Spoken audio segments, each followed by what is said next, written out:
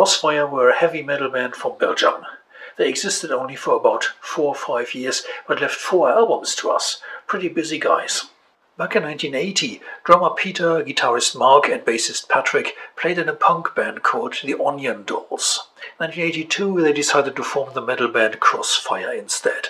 Peter switched from drums to lead vocals, so they got new drummer Chris as well as second guitarist Rudy, replacing his predecessor Nero to complete the lineup, which would record the first album.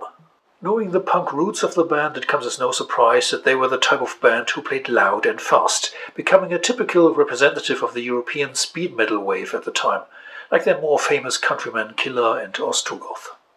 December 1983, they entered the studio to record the debut LP See You in Hell, released by Mausoleum Records in May '84.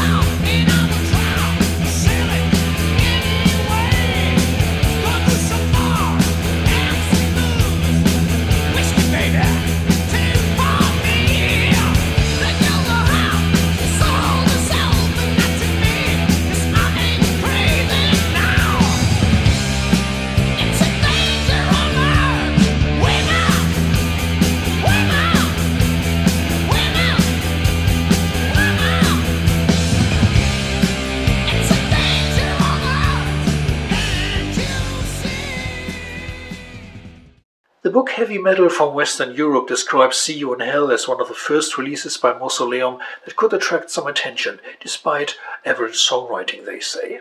Indeed, I find some influences too obvious, for example Killing a Cop with its Judas Priest riff. Also the production was too basic, but 6 months later already Crossfire would return to the studio for the second album, which definitely shows some improvements.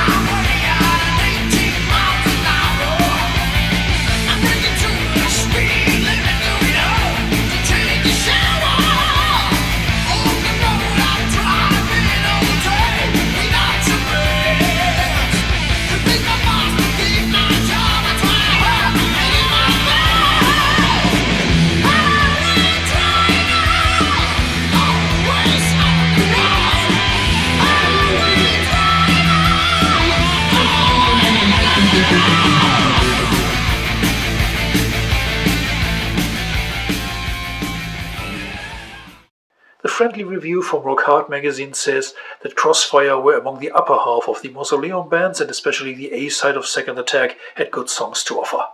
In my opinion, it remained the best album by the band, both in songwriting and in production quality. The band had been playing live a lot in Holland, Germany, Belgium and even the UK. As a result, the second album sold well, about 35,000 copies compared to 20,000 of the debut. Therefore the record label thought of forging the iron while it was hot. Too quickly, the release of Sharpshooter followed. Not a regular studio album, but a compilation of 4 studio tracks and 2 live songs.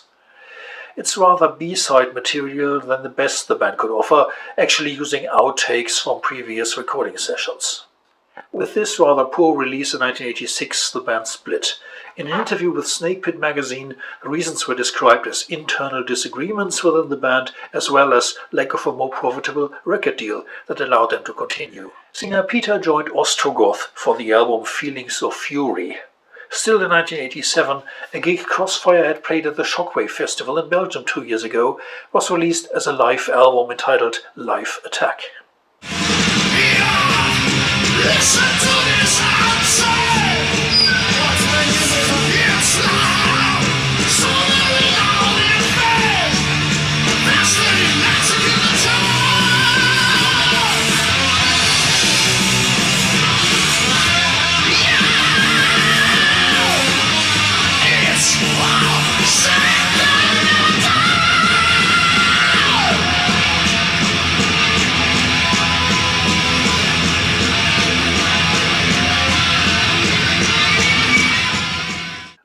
Live Attack appears in the official discography of the band. As far as I know, it was released without their approval by Metal Enterprises, a label with dubious reputation anyway. During the 90s, Mausoleum released these 4 albums on CD, as it did with many bands from their 80s vinyl catalog. But in this terribly cheap-looking series, without a booklet, just the one-sided print of the album cover reduced in size. Most likely the band didn't have a say in that release, because I was already told by 2 other bands who were part of the same series that they were never asked. In my view, Crossfire were a band with a certain potential and the right heavy metal spirit, which you hear especially in their live recordings, but without the necessary support, producer, manager, record company, they couldn't develop it fully, and this is not a rare type of story for 80s metal. If you like your metal raw, check out Crossfire's albums, especially Second Attack and Live Attack. You probably won't regret it. Cheers.